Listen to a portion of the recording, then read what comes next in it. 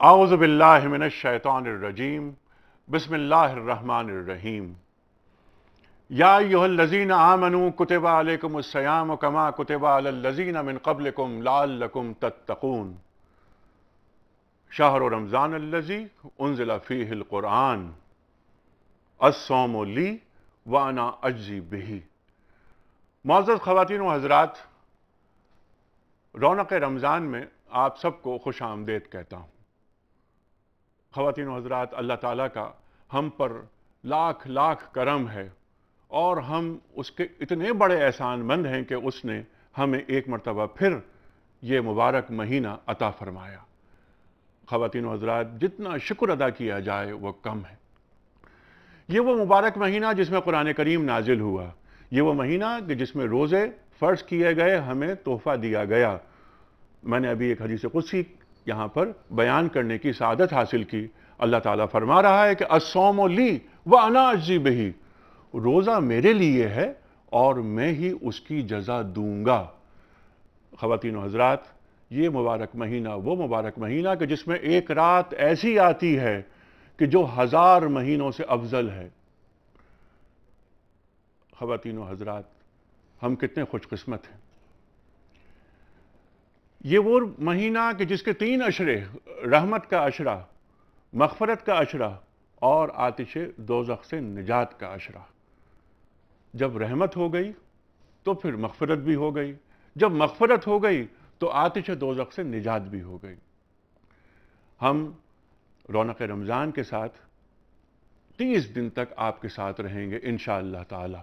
ہمارے ساتھ ہوں گے ہمارے ملک کے، ہمارے عہد کے اور عالم اسلام کے نمائندہ اور جید علماء کرام، اور ہم ان سے دریافت کریں گے کہ ہماری علمی کمی کو دور کریں، ہمیں بتائیں کہ رمضان کی برکتیں اور فیوز ہم کس طرح حاصل کر سکتے ہیں اور ہم کس طرح رمضان سے اور اللہ تعالیٰ سے مسخر ہو کر دنیا کو تسخیر کرنے کا سامان پیدا کر سکتے ہیں۔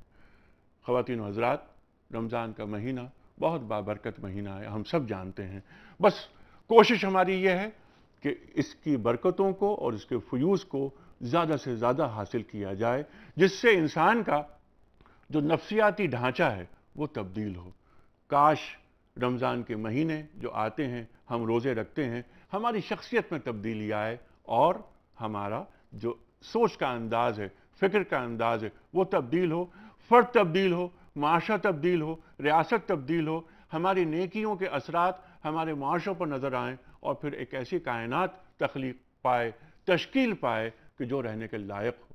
خواتین و حضرات، ہم رونق رمضان کا آغاز کرتے ہیں اللہ تعالیٰ کے بابرکت نام سے۔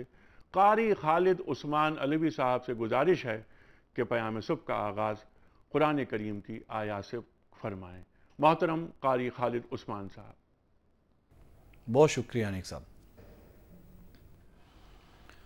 اعوذ باللہ من الشیطان الرجیم، بسم اللہ الرحمن الرحیم۔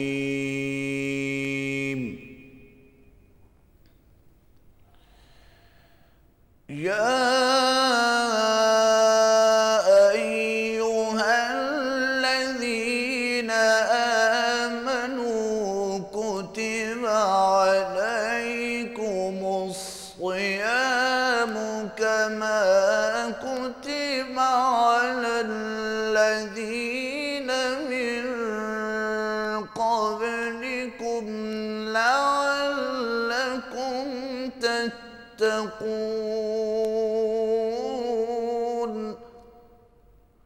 ماشاء اللہ، ماشاء اللہ۔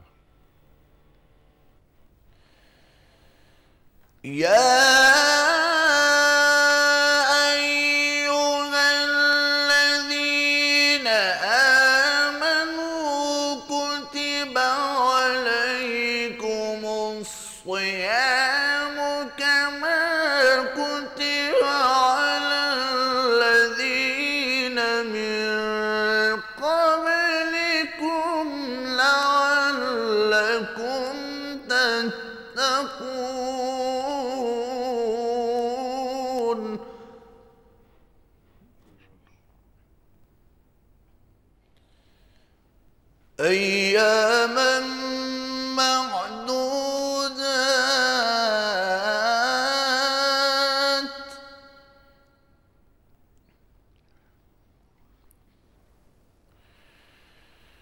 فمن كان منكم مريضا أو على سفر فعدة من أيام أخر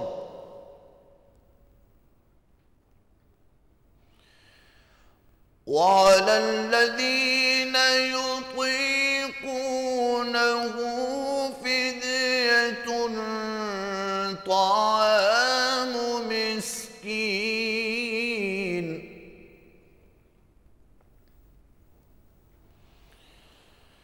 فمن تطوع خيرا فهو خير له وأن تصوموا خير لكم إن كنتم تعلمون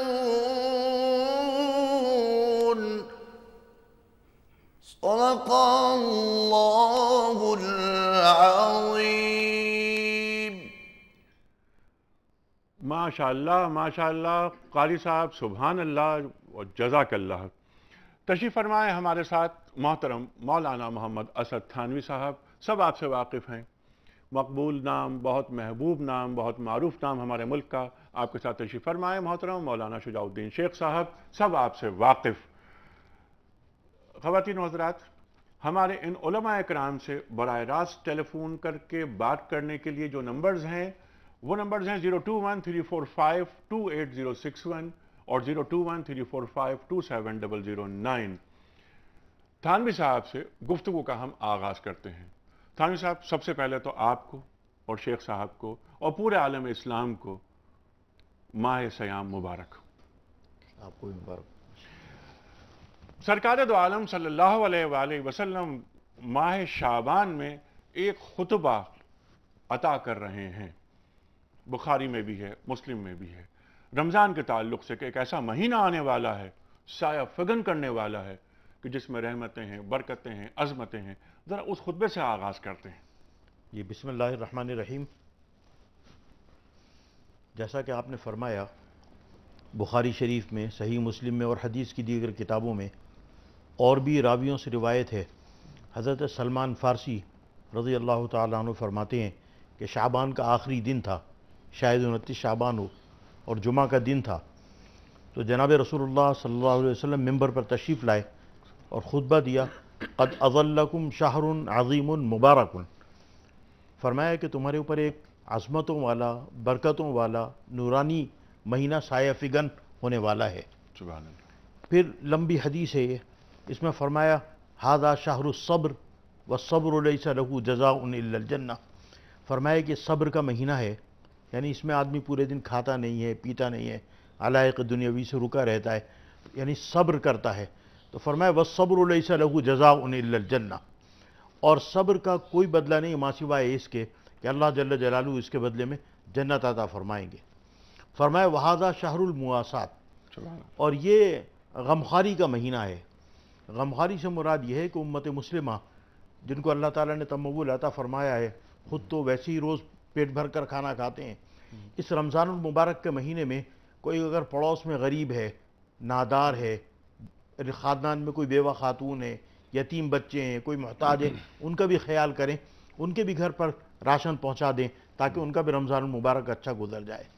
اور فرمایا وھذا شہر فیہ یزداد رزق المؤمن، فرمایا کہ یہ ایسا برکتوں والا مہینہ ہے کہ اس مہینے کے اندر مومنین کے رزق میں اضافہ کر دیا جاتا ہے۔ سبحان اللہ، سبحان اللہ۔ تو اگر تھانوی صاحب، مومنوں کے رزق میں اضافہ کر دیا جاتا ہے اس مہینے میں، الحمدللہ، اور یہ مہینہ مواسات کا یعنی غم گساری کا، غمخواری کا مہینہ۔ اس پر گفتگو رہے گی جاری یہیں سے جہاں سے بات کٹ رہی ہے، اور پھر ہم شیخ صاحب کی طرف آئیں گے، لیکن اس وقت لاہور میں اذان فجر کا وقت ہوا چاہتا ہے۔ خواتین و حضرات، چلتے ہیں لاہور، اذان فجر لاہور کی، اس کے بعد واپس آئیں گے اور گفتگو جہاں ٹوٹ رہی ہے وہیں سے ہم آغاز کریں گے۔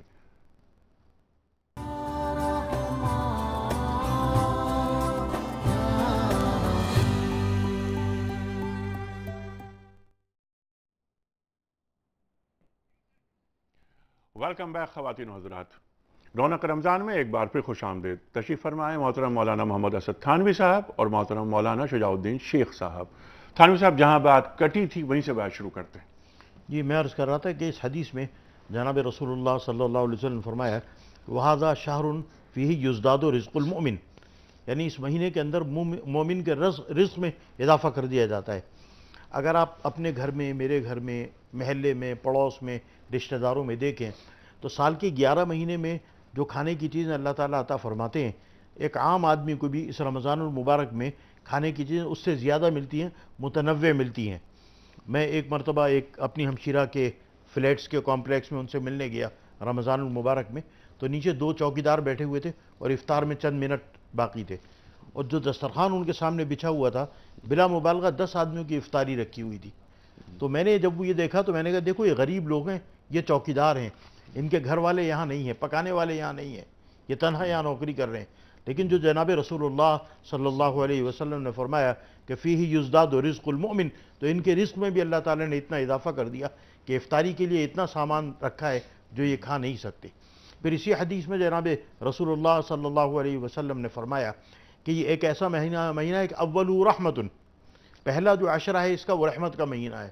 فرمایا وَأَوْسَطُ مغفرۃ، اور جو بیچ کا عشرہ ہے وہ مغفرت، اور وَآخِرُهُ عِتْقٌ مِّنَ النِّيرَانِ، اور فرمایا کہ جو آخری عشرہ ہے وہ دوزخ سے گلو خلاصی دینے کا اللہ تعالیٰ نے عشرہ رکھا ہے۔ علماء نے لکھا کہ پہلا مہینہ تو رحمتوں کا مہینہ ہے، جس میں متقی لوگ، اولیاء اللہ، نیکی کرنے والے لوگ، ان پر اللہ جل جلالہ کی رحمتیں نازل ہوتی ہیں۔ لیکن لوگوں کا کچھ طبقہ ایسا بھی ہوتا ہے کہ جو پہلے عشرے کے اندر اس رحمت میں سے اپنا حصہ حاصل نہیں کرنے میں کامیاب ہوتا، تو فرمایا وَأَوْسَطُ مَغْفِرَةٌ، کہ دوسرے عشرے میں ہماری بارگاہ میں حاضر ہو جاؤ، روزہ رکھ لو، تراویح پڑھ لو، تو ہم تمہاری بخشش اور مغفرت فرما دیں گے۔ اور فرمایا ایک ایسا طبقہ بھی ہے کہ جو پہلے عشرہ اور دوسرے عشرے دونوں عشروں میں وہ اللہ کی رحمت سے بھی حصہ حاصل نہ کر سکا اور اللہ سے بخشش اور مغفرت بھی نہ کرا سکا، تو فرمایا کہ وَآخِرُهُ عِتْقٌ مِّنَ النِّيرَانِ، کہ تیسرے عشرے کے اندر ہم تو اپنا دفتر کھولے بیٹھے ہیں، تم آ جاؤ تاکہ تمہیں دوزخ سے گل خلاصی عطا فرما دی جائے۔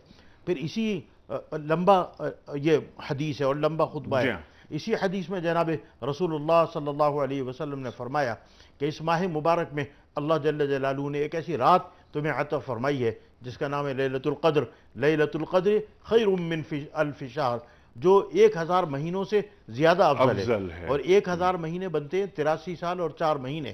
یعنی صاحب عموماً آدمی کی عمر 83 سال 4 مہینے نہیں ہوتی ہے، بہت کم خوش نصیب ہوتے ہیں۔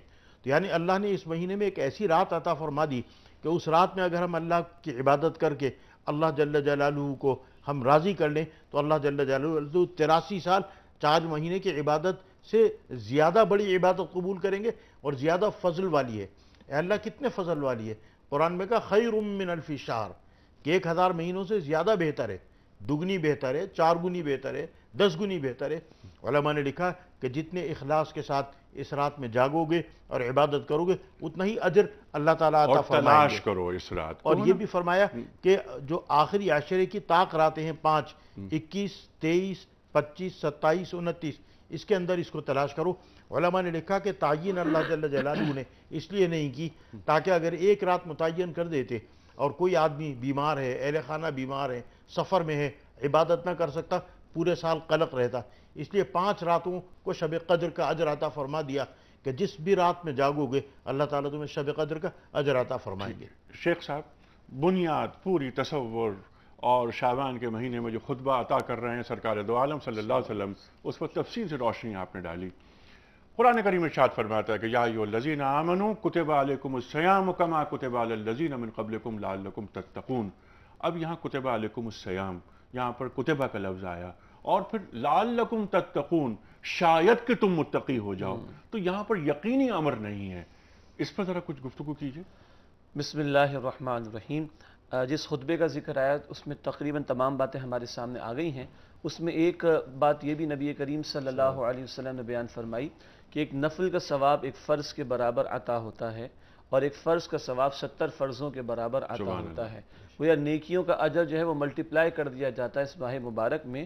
ہماری کاروباری یا دنیاوی زبان میں ہم اگر کہیں تو یہ ہمارے لیے سیزن ہے، اور سیزن کا اصول یہ ہوتا ہے کہ اس کی تیاری پہلے سے کی جاتی ہے۔ یہی وجہ ہے کہ شعبان کی آخری تاریخ میں آپ نے ایک مرتبہ خطبہ دیا، اور اس سے بڑھ کر ہمیں دکھائی دیتا ہے وہ عمل کہ رجب کا چاند دیکھ کر اللہ کے رسول ایک دعا فرماتے تھے۔ بہقی شریف میں روایت آتی ہے، اللہم بارک لنا فی رجب و شعبان و بلغنا رمضان۔ 2 مہینے پہلے رجب کا چاند دیکھ کر اللہ کے رسول صلی اللہ علیہ وسلم کی دعا ہوتی کہ اللہ ہمیں رجب و شعبان کے مہینوں میں برکت عطا فرما اور ہمیں رمضان کے مہینے تک پہنچا دے۔ تو دیکھیے جس شے کی قدر ہوتی ہے اسی قدر اس کے لیے محنت کی جاتی ہے۔ 2 مہینے پہلے آپ صلی اللہ علیہ وسلم دعا فرما رہے اور صحابہ کرام کو شعبان کی آخری تاریخ میں خطبہ دے کے گویا کہ رمضان المبارک کے لیے تیار فرما رہے ہیں۔ تو نفل کا ثواب فرض کے برابر اور فرض کا ثواب 70 فرضوں کے برابر عطا ہوتا ہے۔ رزق کے حوالے سے ایک اور بات میں ایڈ کرنا چاہوں گا کہ صرف یہ افطار کی ڈشز کے اضافے کا نام نہیں، اور صرف سیلری کے ساتھ بونس کے مل جانے کا نام نہیں۔ اللہ کی ہر نعمت رزق ہے، اور اللہ کی سب سے بڑی نعمت ہدایت کی نعمت ہے، اور اس ماہ مبارک میں نیکی کی توفیق ملنا، خیر کی توفیق ملنا، اللہ سے تعلق میں اضافہ ہونا، قرآن سے تعلق میں اضافہ ہونا، برائیوں سے بچنے کا کسی درجے میں اہتمام ہونا، یہ سارا کچھ بھی رزق ہے جو اس ماہ مبارک میں رب العالمین کی طرف سے اضافہ جس میں کر دیا جاتا ہے۔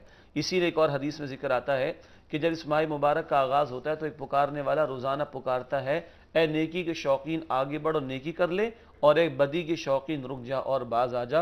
اللہ ہمیں بھی اس پکار پر لبیک کہہ کر زیادہ سے زیادہ اس ماہ مبارک کی برکتوں کو سمیٹنے کی توفیق عطا فرمائے۔ جس آیت کا آپ نے ذکر فرمایا جس کی اس آیت سے قبل اب کیونکہ آپ نے خطبہ دوبارہ آئے ہیں اس طرف، جی آپ فرما رہے ہیں صلی اللہ علیہ وسلم کے روزے دار کو روزہ افطار کرانا اس کی جو فضیلت ہے، جی جب صحابہ اکرام نے سوال یہ کیا کہ اگر استطاعت نہ ہو افطار کرانے کی تو سرکار دو عالم صلی اللہ علیہ وسلم کیا فرماتے ہیں؟ اللہ کے رسول صلی اللہ علیہ وسلم نے ایک تو یہ فرمایا کہ جس نے کسی روزے دار کو پیٹ بھر کے کھانا کھلا دیا تو اللہ میرے حوض سے اس کو ایک ایسا جام عطا فرمائے گا کہ جنت میں داخلے تک اس کو پیاس نہیں لگے گی۔ سبحان اب اللہ۔ ظاہری بات ہے صحابہ کرام کو فکر ہوتی تھی اعمال کی اور نیکیوں کی، ہمیں بھی فکر ہوتی ہے۔ فرق کیا ہے؟ ہماری دوڑیں لگتی ہیں مال بنانے کے لیے، جس کو قرآن کہتا ہے کہ الہاکم التکاثر حتی زرتم المقابر، کثرت کی خواہشیں تمہیں غفلت میں ڈال دیا یہاں تک کہ تم نے قبریں جا دیکھی۔ کمپٹیشن ہمارے بھی ہے مال بنانے میں، کرسی حاصل کرنے میں، اقتدار حاصل کرنے میں۔ کمپٹیشن صحابہ کرام میں بھی تھا مگر وہ نیکیوں کے معاملات میں تھا۔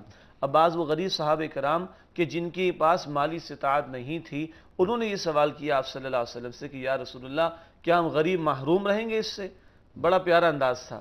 تو یہ دین صرف غریب امیروں کے لیے نہیں ہے، یہ ہر ایک کو عطا کرنے کے لیے آیا، اور یہ ہر ایک کی خیر و بھلائی لے کر آیا ہے۔ اللہ کے رسول صلی اللہ علیہ وسلم نے فرمایا کہ یہ اجر و ثواب روزے دار کو افطار کرانے کا اللہ اسے بھی عطا فرما دے گا جو دودھ کے چند گھونٹ یا لسی کے چند گھونٹ کسی کو پلا دے، یا پانی کے چند گھونٹ ہی کسی کو پلا دے۔ اب اس سے کمتر تو کوئی شے نہیں ہو سکتی۔ جس کے پاس یہ بھی دستیاب ہو تو اسے بھی اس ثواب کے حصول کی کوشش کرنی چاہیے۔ یہاں رک کر 2 باتوں میں پہ توجہ دلانا چاہوں گا۔ ایک یہ بات کہ یہ جو افطار کے حوالے سے ہمارے یہاں آج کل ایک بہت لمبے چوڑے اہتمام شروع ہو گئے، پھر اس کی باقاعدہ اسٹیٹس کا اسے مسئلہ بنا لیا گیا اور اس کے لیے باقاعدہ فوٹو سیشنز ہوا کرتے ہیں۔ ایسے اہتمام اور دکھاوے سے ہمیں بچنا چاہیے۔ دکھاوے کا عمل وہ شرک ہوتا ہے، وہ اللہ کے قابل قبول نہیں۔ حدیث ہے مسند احمد میں من صلی یرائی فقط اشرک ومن صام یرائی فقط اشرک ومن تصدق یرائی فقط اشرک۔ جس سے دکھاوے کا صدقہ دیا، دکھاوے کی نماز ادا کی، دکھاوے کا روزہ رکھا، اس نے شرک کیا۔ ایک تو اس سے بچنا چاہیے۔ دوسری بات یاد رہے کہ جب ان اعمال کا بیان آتا ہے تو کچھ سوالات ذہن میں آتے ہیں کہ بس کیا ایک روزے دار کو روزہ افطار کرا کہ ہمیں جنت مل جائے گی؟ اس میں کوئی شک نہیں کہ جو ثواب اور جو برکات اللہ کے حبیب صلی اللہ علیہ وسلم نے بیان فرمائی وہ برحق ہیں۔ تاہم یاد رکھیں کہ ایک ہوتا ہے غذا کا اہتمام، ایک ہوتا ہے پرہیز کا معاملہ، اور پھر ایک ہوتا ہے کہ ہم کچھ ٹونکس وغیرہ استعمال کرتے تو ہماری جسمانی قوت بڑھتی ہے۔ فرائض اور واجبات پر عمل کرنا یہ ایک بندہ مومن کی بنیادی غذا ہے۔ حرام سے بچنا یہ بنیادی پرہیز ہے۔ اس کے بعد ایک ایک نفل بھی ادا کریں گے تو اللہ بڑھا چڑھا کر اس کا ثواب عطا فرمائے گا۔ یہ نہیں کہ مال حرام سے افطار کرائی جا رہی ہے اور بڑے بڑے کبیرہ کہتے ہیں بڑے کو ہیں، بڑے بڑے گناہ بھی جاری ہوں اور ہم چند لوگوں کو افطار کرا کے مطمئن ہو جائیں کہ معاملہ جنت کے فیصلے کا ہو جائے گا۔ اس کو اس طرح نہ لیا جائے۔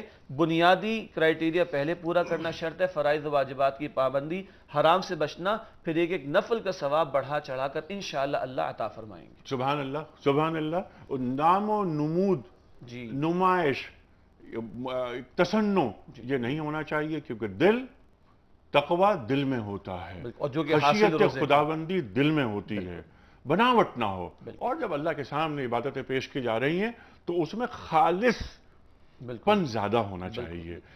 خواتین و حضرات، اس وقت ہم جا رہے ہیں بریک کی جانب، اور یہ بریک ہے لاہور میں اذان فجر کا. جب ہم واپس آئیں گے تو ہم تھانوی صاحب کی خدمت میں سوال رکھیں گے کہ جو آیت بھی آج تلاوت ہوئی، یا ایھا الذین آمنوا کتب علیکم الصیام کما کتب علی الذین من قبلکم لعلکم تتقون، اس آیت پر روشنی ڈالیں گے تھانوی صاحب. اس وقت ہم جا رہے ہیں اذان فجر لاہور کی جانب.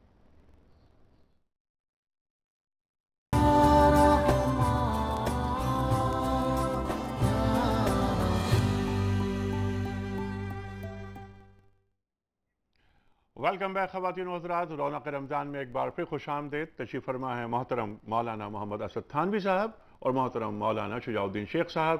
خواتین و حضرات، الحمدللہ پاکستان میں آج پہلا روزہ ہے اور رونق رمضان کا پہلا پروگرام ہم پیش کر رہے ہیں آپ کی خدمت میں، اور انشاءاللہ تعالی یہ سحر اور افطار کے پروگرام پورے مہینے ہم آپ کی خدمت میں پیش کرتے رہیں گے.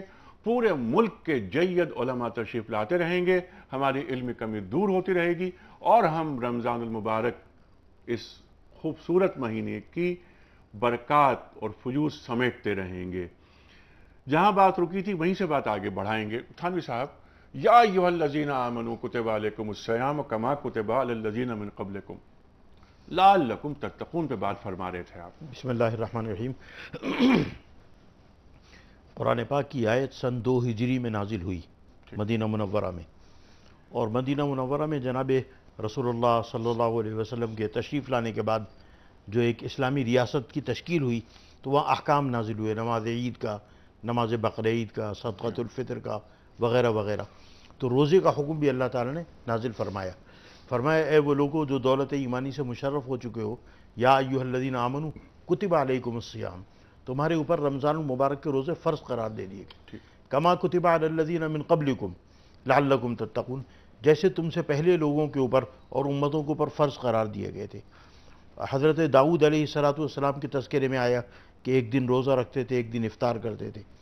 آج بھی آپ دنیا میں دیکھیں کہ جتنے بھی کتاب سے رشتہ رکھنے والی قومیں ہیں اور جو اپنا رشتہ کتاب سے جوڑتے ہیں، ان میں کسی نہ کسی شکل کے اندر روزہ موجود ہے. بھارت میں بھی ہمارے پڑوس میں برت کے نام پہ روزہ رکھا جاتا ہے.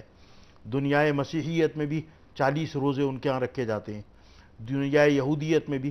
غرض جو کتابوں سے رشتہ رکھنے والی قومیں اور امتیں اس وقت دنیا میں موجود ہیں، ان میں بھی روزے کی بگڑی ہوئی شکل موجود ہے.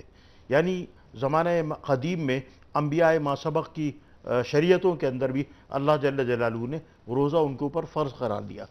اچھا، ایک تو روزہ ہے یہ کھانے پینے کا، کھانے پینے سے اجتناب کا، رکنے کا جو ہم کرتے ہیں. قرآن پاک میں ایک روزے کی اور بھی شکل ہے کہ قرآن پاک میں حضرت مریم علیہ السلام کے تذکرے میں اللہ تعالی نے فرمایا کہ فَإِمَّا تَرَيِنَّ مِنَ الْبَشَرِ أَحَدًا فَقُولِي إِنِّي نَذَرْتُ لِلرَّحْمَنِ صَوْمًا فَلَنْ أُكَلِّمَ الْيَوْمَ إِنسِيًّا. حضرت مریم علیہ السلام سے کہا کہ اگر کوئی فرد تمہیں نظر آئے اور تم سے بات کرنا چاہے تو تم کہنا إِنِّي نَذَرْتُ لِلرَّحْمَنِ صَوْمًا، میں نے تو اللہ کے لیے روزہ رکھا ہوا ہے، فَلَنْ أُكَلِّمَ الْيَوْمَ إِنسِيًّا، لہذا میں بات نہیں کروں گی.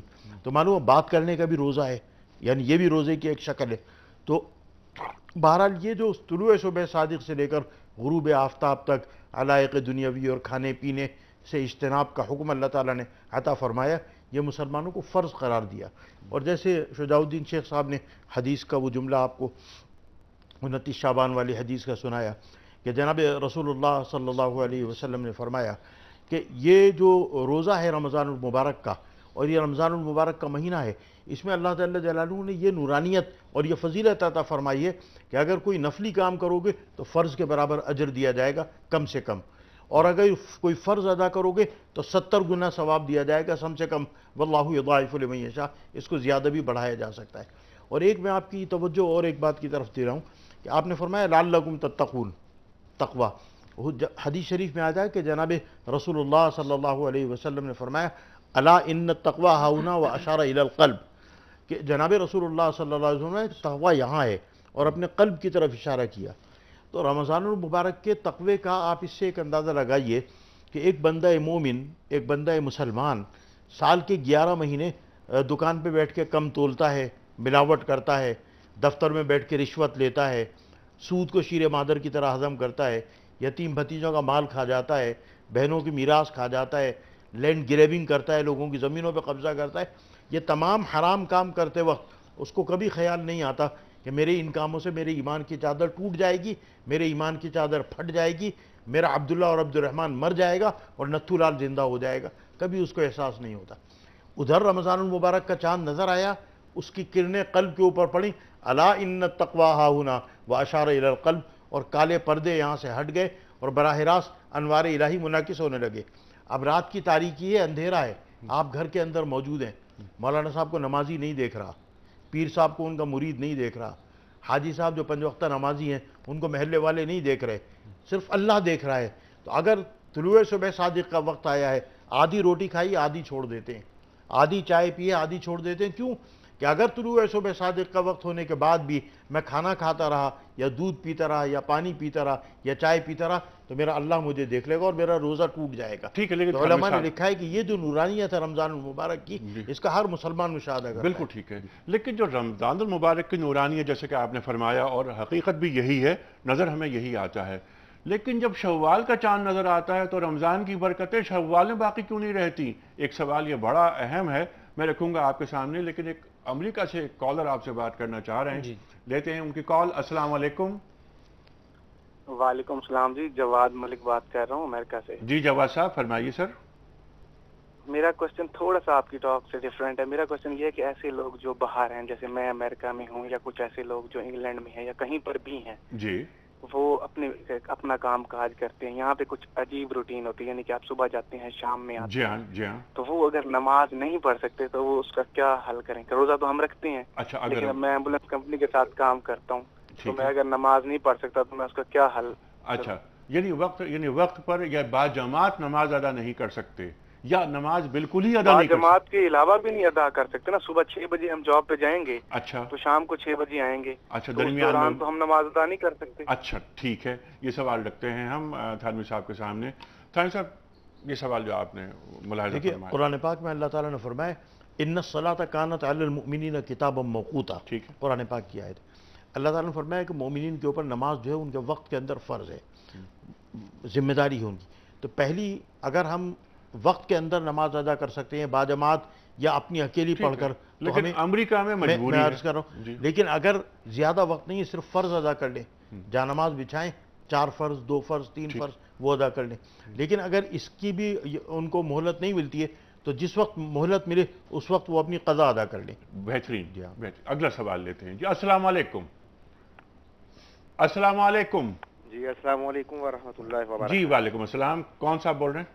جی میں عمیر بات کر رہا ہوں لاہور سے۔ جی عمیر صاحب فرمائیے سر۔ مجھے رہنمائی یہ چاہیے جی، کہ میں اس وقت جس جگہ پہ بیٹھا ہوں 4 ٹیلی ویژن لگے ہوئے ہیں، ٹھیک ہے، ان سب پہ اذان ہو رہی ہے، ابھی لاہور میں اذان آپ کے جی ٹی ہاں، وی چینل میں بھی جی ہاں، ارد گرد کی مساجد میں جی بھی ہاں۔ ہو رہی ہے۔ تو اب اگر میں بیک وقت سب کی اذان سن رہا ہوں، ٹھیک، یا میرے لیے لازم ہے کہ میں ان میں سے کسی ایک کی آواز آف کر دوں، کوئی اذان کی حرمت پہ حرف تو نہیں آتا؟ اذان کی حرمت پہ کیسے حرف آ سکتا ہے؟ شیخ صاحب یہ سوال آپ کی خدمت میں۔ جی، اصولی بات یہ ہے کہ اذان کا جواب دینا یہ اللہ کے نبی علیہ الصلوۃ والسلام کا طریقہ ہے، ٹھیک، اور کسی ایک اذان کا جواب اگر ہم نے دے دیا تو وہ اس کا احترام بھی پورا ہو گیا، ٹھیک ہے، اور اس پر جو اجر و ثواب ہے ادا کرنے کا الفاظ کا وہ ہمیں حاصل ہو جائے گا انشاءاللہ تعالی۔ اس کے بعد پھر کوئی اس طرح کی لازمی بات اس میں جی نہیں ہوگی۔ بالکل۔ سعودی عرب سے کالر بول رہے ہیں جی۔ السلام علیکم۔ جی السلام علیکم۔ وعلیکم السلام، مظہر بات کر رہا ہوں سر۔ جی مظہر صاحب فرمائیے۔ جی مظہر صاحب پہلے ٹی وی بند کر دیں آپ۔ اس کو اپنے سر یہ فطرانہ اپنے قریبی رشتے داروں میں ہی دیا جا سکتا ہے یا اس کو کسی دوسرے کو، یعنی جو ایسے آدمی ہوں جن کو ہم جانتے نہ ہوں، اچھا، تو ان کو بھی دے سکتے ہیں کیا؟ تھانوی صاحب کیا جواب؟ فطرے کے سلسلے میں یہ گزارش ہے کہ انسان اپنے اصول اور فروع کو نہیں دے سکتا ہے، یعنی باپ کو، دادا کو، پردادا کو، یا بیٹے کو، پوتے کو، بیٹی کو، نواسی کو نہیں دے سکتے۔ اس کے علاوہ اگر بہن ہے، بھائی ہے، سالہ ہے، سالی ہے، ماموں ہے، چچا ہے، اور وہ مستحق اور غریب ہیں تو ان کو دے سکتے ہیں، لیکن اگر وہ مستحق اور غریب نہیں ہیں، مالدار ہیں، تو پھر مستحق اور غریب کو دینا چاہیے۔ پھر ٹھیک ہے، اگلی کال لیتے ہیں۔ السلام علیکم۔ अस्सलाम वालेकुम सर, बोलिए। अस्सलाम वालेकुम। लाइन कट गई मेरा ख्याल है उनकी। अच्छा, ये जो बात थानवी साहब ने फरमाई, शेख साहब, इस पर आप ज़रा रोशनी डालिए। बहुत अच्छी बात कि रमज़ान का चांद नज़र आया, एकदम तब्दीली आती है क़ल्बी तौर पर भी, नफ्सियाती तौर पर भी, ज़हनी तौर पर भी एक मुसलमान के अंदर। शाबान में तब्दीली नज़र नहीं आती हमें ये, और रमज़ान के बाद शव्वाल में नज़र नहीं आती। तो हम एक महीने के या सीजनल तो मुसलमान नहीं है ना। आपने बड़ा अच्छा लफ्ज़ इस्तेमाल किया, सीजनल मुसलमान तो नहीं है। मैं ऐसा करता हूँ हम कोई पार्ट टाइम मुसलमान तो नहीं बन जाते। देखिए, रमज़ान मुबारक इसलिए अता किया गया, जहाँ इसकी बरक़ात है, इसकी फ़यूज़ है, वहाँ अल्लाह ताला एक मुजाहिदाना तरबियत से हमें गुजारना चाहते हैं। मुशक्क़त ये 15-15 घंटे की, दुनिया के कुछ हिस्सों में 18-18 घंटे की, इस सारी मुशक्क़त का हासिल क्या है? इसी अल बकरा की इस आयत में 183 में लअल्लकुम तत्तकून, ताकि तुम में तक़वा पैदा हो जाए। आप देखिए हम कितने सख्त डिसिप्लिन से गुजरते हैं। हम हलाल चीज़ों को छोड़ देते हैं, खाना पीना बिल्कुल छोड़ देते हैं। अगर आधा गिलास भरा हुआ था और अभी वक्त हो गया मुकम्मल सहरी का, हम उसको हाथ नहीं लगाते। पाकिस्तानियों के मुतालिक मशहूर है कि डॉलर के बस पता नहीं क्या कुछ कर डालते हैं, लेकिन इस वक्त कोई $1 मिलियन भी अगर हमें ऑफर करे तो हमारा ईमान गवारा नहीं करेगा कि हम उस पानी के गिलास को हाथ लगाएं। ये है इस रमज़ान मुबारक की बरक़ात। लेकिन मसला क्या है? मसला है कि हम हलाल को तो छोड़ देते हैं, उसी ऐन रोज़े के दरमियान झूठ बोल रहे होते हैं, गीबत कर रहे होते हैं, रिश्वत खोरी, सूद खोरी, बेहयाई के धंधे, नाच गाने और किसी पर जुल्म सितम। असल में इसी मश्क के दौरान अगर ये गलतियाँ हो रही हैं तो फिर इसके असरात बाकी महीनों में नज़र नहीं आएंगे। अच्छा, ऐसा नहीं है कि बिल्कुल तब्दीली नहीं आती, नहीं, अल्हम्दुलिल्लाह इस माह मुबारक की बरकतों से लोगों की ज़िंदगियाँ तब्दील होती हैं।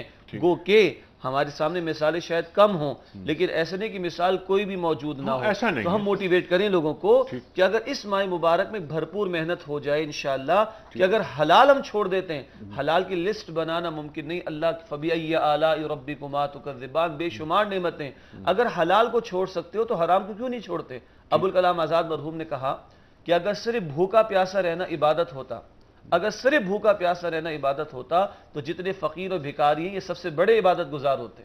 सिर्फ भूख और प्यास नहीं, जैसे हज़रत ने फरमाया कि हर शय का रोज़ा है। अब ज़ुबान का, आँख का, दिल का, हाथ का, पैर का, पूरे वजूद का रोज़ा है। और अल्लाह चाहता है हलाल छोड़ दिए तो हराम तो छोड़ो। अल्लाह के रसूल ने फरमाया सल्लल्लाहु अलैहि वसल्लम, बुखारी की रिवायत है, जिसने रोज़ा रखकर भी झूठ बोलना और झूठी बातों पर अमल करना तर्क न किया, अल्लाह को उसके भूखे और प्यासे रहने की कोई हाजत नहीं, ये फाका हो जाएगा। तो अगर 29-30 दिन हम भरपूर मेहनत कर लें, हलाल को तो छोड़ें, हराम को भी छोड़ लें, तो ये एक बहुत बड़ी मुद्दत होती है जिसके असरात रमज़ान के बाद भी इंशाअल्लाह दिखाई दे सकते। क्योंकि रोज़ा ढाल है। जी, अल्लाह के रसूल की हदीस बुखारी शरीफ में, जी, जुन्ना दुनिया में गुनाहों से बचाने के लिए ढाल, और कल क़यामत के दिन जहन्नम की आग से बचाने के लिए ढाल। ठीक है। और रोज़ा अगर ईमान और एहतिसाब के साथ रख लिया गया तो अगले पिछले गुनाह अल्लाह सुब्हानहू व तआला माफ फरमा देंगे। एक कॉल ले लेते हैं, उसके बाद फिर हम आगे बढ़ेंगे। जी, अस्सलाम वालेकुम। वालेकुम सलाम सर। जी, मेरा नाम से अख्तर अर्ज़ कर रहा हूँ। जी अख्तर साहब, फरमाइए सर। जी सर, मेरा सवाल यह है कि हदीस पाक है मशहूर के शैतानों को कैद कर दिया जाता है रमजान में। जी जी जी जी, ठीक है जी। तो इतने जराइम इसके बावजूद होते हैं, आम मुसलमान करते हैं जी, तो इसकी क्या वजह है? ठीक है, बहुत अच्छा सवाल। शैतान तो कैद हो जाते हैं, फिर ये जी बहुत अच्छा सवाल है ये कि रमजान के महीने में शैतान कैद हो जाता है, तो फिर ये जराइम और शैतानियाँ बाहर क्यों हो रही होती हैं? क्या इंसान का जो अपना अंदर का शर है सिर्फ बाकी वो रहता है थानवी साहब, बाहर का शर? जी, असल देखिए जो हदीस में जनाब रसूलुल्लाह सल्लल्लाहु अलैहि वसल्लम है कि सुफ़िदती शयातीन, कि शयातीन को बांध दिया जाता है, बंद कर दिया जाता है। तो शयातीन को बंद कर दिया जाता है जब ही तो मस्जिदों में नमाजियों की तादाद 3 गुनी हो जाती है रमज़ान शरीफ में, और वो लोग जो पहले हराम से इर्तिकाब नहीं कर रहे थे, जैसे शुजाउद्दीन साहब ने भी कहा, वो हलाल से रुक जाते हैं, खाने से, पानी से, मनिया औकात के अंदर। तो ये तो बिल्कुल इस बात की दलील है कि शैतान को वाकई बंद कर दिया गया। अगर ना बंद किया गया होता तो हमारे यहाँ नमाजियों की तादाद 3 गुनी रमज़ान शरीफ में ना होती, और हम जैसे गुनहगार लोग रमज़ान मुबारक में तुलुए सुबह सादिक से गुरूब आफ्ताब तक रोज़ा न रखे होते और हलाल चीज़ों से इज्तनाब न कर रहे होते। لیکن یہ جو ہمارے اندر کا خبث باطن ہے، جی ان نفس لامارۃ بالسوء، یہ جو ہمارا نفس ہے اندر، جس کو قرآن پاک نے کہا ان نفس لامارۃ بالسوء، نفس امارہ، یہ ہمیں ان کاموں کی طرف مائل کرتا ہے اور اکساتا ہے اور لگاتا ہے۔ اور روزہ کیونکہ ڈھال ہے تو روزہ روکتا ہے۔ اور جناب رسول اللہ صلی اللہ علیہ وسلم کا فرمان تو پتھر کی لکیر ہے، جو انہوں نے فرما دیا وہ پتھر کی لکیر ہے۔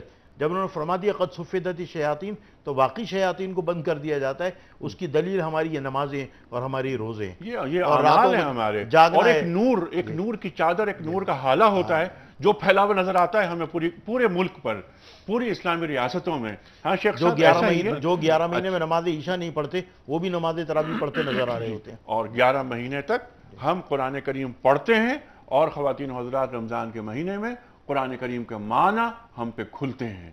تفصیلی گفتگو ہوگی انشاءاللہ۔ اس وقت نیوز بریک کی جانب ہم جا رہے ہیں، واپس آئیں گے، جہاں بات رک رہی ہے وہیں بات شروع ہوگی۔ آتے ہیں چھوٹے سے بریک کے بعد۔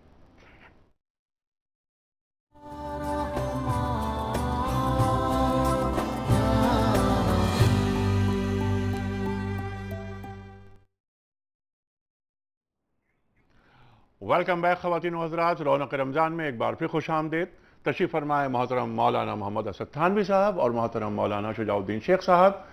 خواتین و حضرات، آج پاکستان بھر میں پہلا روزہ ہے اور یہ پہلی سحری ہو رہی ہے۔ الحمدللہ اللہ تعالیٰ نے ہمیں ایک اور رمضان، یہ ماہ سیام، یہ ماہ برکات ہمیں عطا فرمایا۔ ہماری کوشش، ہماری خواہش اور ہماری آرزو یہ ہے کہ اس مہینے سے، اس ماہ مبارک سے ہم زیادہ سے زیادہ برکتیں اور فیوز سمیٹیں۔ اس لیے ہم پورے مہینے سحر اور افطار میں آپ کی خدمت میں رونق رمضان پیش کرتے رہیں گے۔ ملک کے جید علماء تشریف لاتے رہیں گے، ان کے سامنے ہم سوالات رکھیں گے، آپ کی براہ راست کالز ہوں گی، اپنے سوالات کیجئے، اور وہ سوالات ایسے ہوں کہ جن سے نمبر 1 ہماری علمی کمی دور ہوتی ہو، رمضان کی فیوز اور برکات میں اضافہ ہوتا ہو، اور تیسری چیز، سب سے اہم چیز خواتین و حضرات، وہ یہ کہ محبت اور اخوت میں اضافہ ہو، امت کا تصور طاقت اختیار کرے، قوت اختیار کرے۔ انما المومنون اخوہ، قرآن کریم ارشاد فرماتا ہے کہ تمام مومن آپس میں بھائی بھائی ہیں۔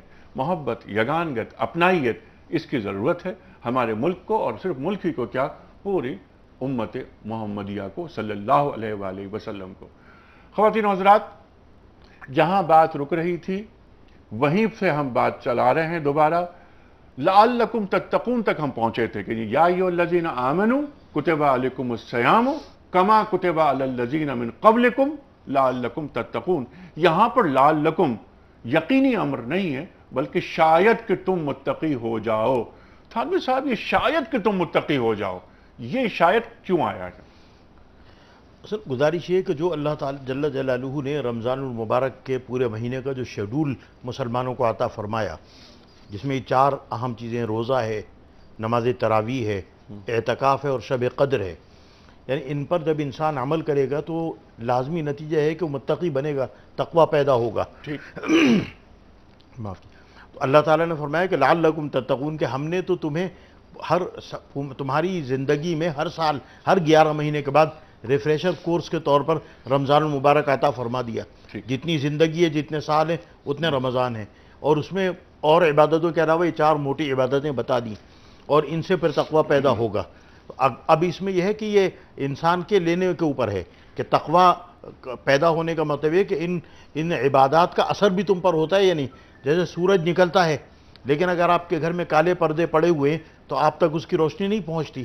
تو اللہ جل جلالہ نے تو اس مہینے کو نورانیت عطا فرمائی، اور اس مہینے کو برکتوں والا مہینہ فرمایا، اور روزے اور تراویح اور اعتکاف اور شب قدر اور ایک نفل کا 70 کے برابر ہونا، یہ تمام اللہ جل جلالہ نے اور جناب رسول اللہ صلی اللہ علیہ وسلم نے بیان فرما دیے۔ اب یہ ہر آدمی کے اوپر ہے کہ اس میں سے کتنا وہ حاصل کرتا ہے۔ ٹھیک ہے بھئی، ہم تو بانٹنا چاہ رہے ہیں، ہم تو دینا چاہ رہے ہیں، ہم تو مائل بکرم ہیں، کوئی سائل ہی نہیں۔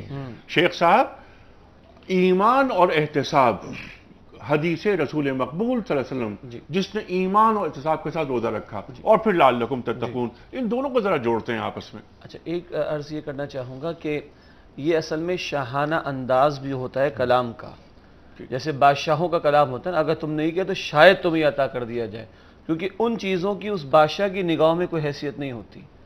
تو یہ ہے شاہانہ انداز رب العالمین کی طرف سے کہ اگر تم نے کیا تو شاید تمہیں یہ عطا کر دیا جائے، شاید تمہیں یہ سب کچھ عطا کر دیا جائے. یہ ہے شاہانہ انداز کلام کا. لعل میں یہ انداز بھی رب العالمین اختیار فرماتے ہیں، یہ مفسرین نے بیان فرمایا. اچھا، جو آپ نے فرمایا ایمان اور احتساب، یہ بخاری کی حدیث ہے کہ جی ایمان اور احتساب، جی یہ بخاری کی حدیث. تفصیلی گفتگو اب میں چاہوں گا کچھ کالرز کو لیتے ہیں. جی السلام علیکم. السلام علیکم جی، میں مسرت اللہ بول رہا ہوں جی فرمائیے سر. امریکہ سے بول رہا ہوں جی، اور میرے 2 سوال ہیں جی فرمائیے. ایک تو یہ ہے جی کہ اگر آپ اس کا ٹائم اپنے پروگرام کا کم کر کے لیکن کمرشل مت دکھائیں، بغیر کمرشل کے پروگرام کنٹینیو رکھیں. ٹھیک ہے. اور دوسری بات یہ ہے جی کہ یہاں پہ ہمارا آج پہلا روزہ ہے جمعے کے دن، آپ لوگوں نے ہفتے کے دن پہلا روزہ رکھا ہے. ٹھیک ہے. اسلامی کیلنڈر میں آپ کا فرق نہیں آ جاتا جی؟ اچھا، اسلامی کیلنڈر میں فرق، ہاں یہ اچھا سوال ہے آپ کا. اسلامی کیلنڈر میں فرق، اس پر ہم بات کریں گے، لیکن ایمان اور احتساب کی بات آپ پہلے اس پر بات کریں. جی بخاری شریف کی حدیث ہے کہ من صام رمضان ایمانا و احتسابا غفر له ما تقدم من ذنبی، جس نے رمضان مبارک کے روزے رکھے ایمان اور احتساب کے ساتھ، اس کے پچھلے گناہوں کو معاف کر دیا جائے گا. یہی الفاظ رات کے قیام کے لیے بھی ہیں، یہی الفاظ شب قدر کی عبادت کے لیے بھی ہیں. ایمان اور احتساب کا ایک مفہوم کیا ہے؟ روزہ اللہ کا حکم سمجھ کے رکھنا ہے. بعض مرتبہ ایسا ہوتا ہے کہ لوگ کچھ میڈیکل بینیفٹس کی وجہ سے روزہ رکھتے ہیں، کچھ لوگ اپنے ویٹ کو لوز کرنے کی نیت سے روزہ رکھتے ہیں. غلط ہے یہ. اصل شے ہے اللہ کا حکم، باقی فوائد ضمنی ہیں. ایسا نہیں کہ اگر وہ فوائد نہ ملے تو ہم روزہ نہیں رکھ سکتے، معاذ اللہ، ایسا نہیں ہوگا. تو پہلی بات اللہ کا حکم سمجھ کے. کچھ لوگ سوشل پریشر کی وجہ سے روزہ رکھتے ہیں کہ کیا کریں، آفس میں کھا پی تو سکتے نہیں، چلو روزہ ہی رکھ لو. تو اگر لوگوں کے خوف کی وجہ سے یا لوگوں کے پریشر کی وجہ سے روزہ رکھا جا رہا ہے تو اس عبادت میں ملاوٹ ہو گئی، یہ بھی اللہ کے قابل قبول نہیں. تو پہلی بات ہے کہ اللہ کا حکم سمجھ کے رکھا جائے. دوسری بات یہ کہ اللہ رب العالمین سے ثواب کی امید رکھ کر روزہ رکھا جائے، ورنہ دکھاوا کسی بھی عبادت میں آ جائے، جیسے کہ تھوڑی دیر پہلے عرض کیا گیا، دکھاوا کسی بھی عبادت میں آ جائے تو وہ شرک ہو جائے گا، وہ اللہ کے قابل قبول نہیں. تیسری بات، احتساب کا مطلب کیا ہے؟